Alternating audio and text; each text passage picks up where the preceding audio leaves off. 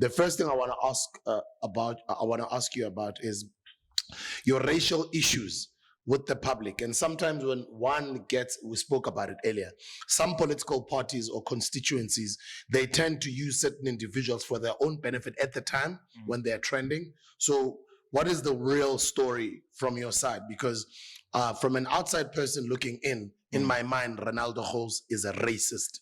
Renaldo Gouws does not deserve to be in parliament, or et cetera, et cetera, et cetera. Who is Renaldo Gouws, and what do you have to say about all of that stuff to clear the elephant in the room and continue with our conversation? Cool. So I was making YouTube videos since 2008, and a lot of people could hear on the accent, and because YouTube was quite, so not right. Yeah. So YouTube was very much still an overseas platform. So what happened was I made content, people would pick up on my accent and ask, where are you from? And I would say South Africa. And then, you know what you do when you're a YouTuber? When people in the comments ask you to make more content based on something, that is what they want. So you provide it for them. So then they asked me, like, well, talk about South Africa. What's happening in South Africa, and how would you deal with, what are the issues?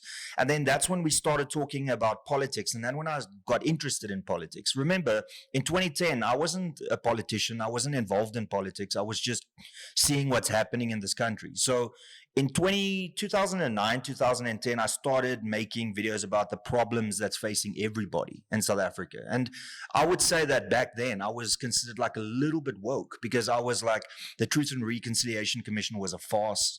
They didn't go far enough.